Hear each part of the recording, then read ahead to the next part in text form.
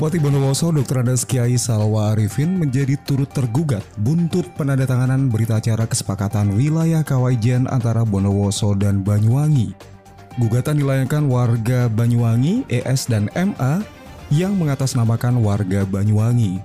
Mereka menggugat Bupati Banyuwangi senilai 10 miliar rupiah karena berita acara kesepakatan batas wilayah 3 Juni 2021 dianggap melanggar hukum. Tim advokasi Bupati Bondowoso yang juga menjabat Kabag Hukum Setda Bondowoso, Agus Herianto SHMPD, membenarkan hal itu.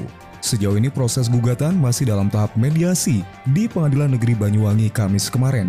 Agus Herianto menegaskan dalam hal ini status Bupati Bondowoso pasif karena berstatus turut tergugat 1. Turut tergugat 2 adalah Gubernur Jawa Timur dan tergugat Bupati Banyuwangi. Di ketentuan itu memerang Mendagri. Ketika tidak ada kesepakatan dari kedua belah pihak, itu menjadi kewenangan Mendagri, ya kan? Ketika dikembalikan kepada Mendagri, maka kami memberi tambahan bukti penguatan, baik dari aspek hukum, baik dari aspek kewilayahan, baik dari sosial, kultural, dan pariwisata, dan lain sebagainya. Banyak aspek yang kita intinya meyakinkan Mendagri bahwa sebenarnya kesepakatan itu adalah bisa dijadikan rujukan untuk diterbitkan penegasan batas wilayah Bondowoso dengan Banyuwangi. Seperti itu. Nah, kita kan posisi turut tergugat ya. Berarti kan materinya, objek sengketanya kan kesepakatan ya. Kesepakatan.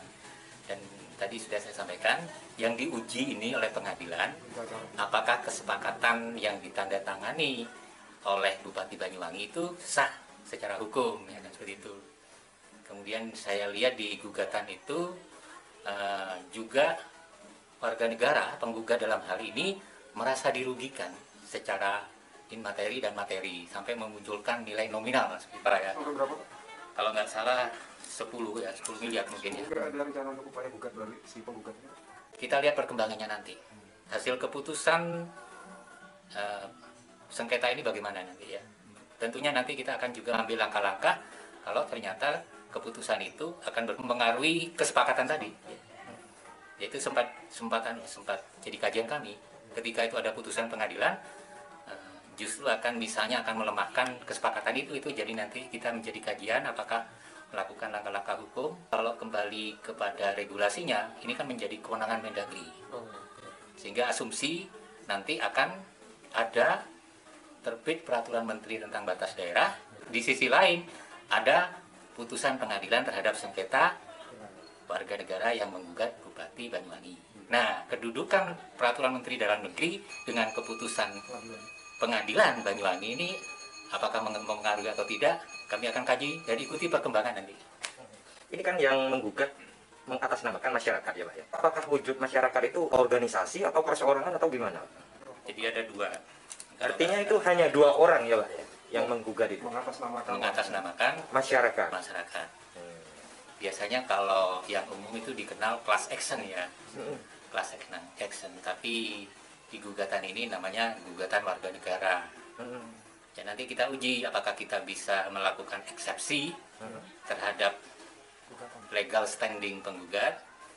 Kemudian kalau materi kita juga akan mendalilkan dan bukti-bukti bahwa kesepakatan itu sah secara hukum. Berarti pihak Bondowoso sendiri tidak menemukan ya bahwa ini sebuah kamuflase dari penggugat gitu Pak? Nah, sementara kita kan lebih fokus pada materi ya, materi. Jadi kalau dalam gugatan itu kita belum ke materi pokok terhadap objek sengketa, yaitu kesepakatan. Kita juga akan mempertanyakan legal standing atau kedudukan hak menggugat. Dari Kabupaten Bondowoso, Hadat Mujiono, BSTV memberitakan.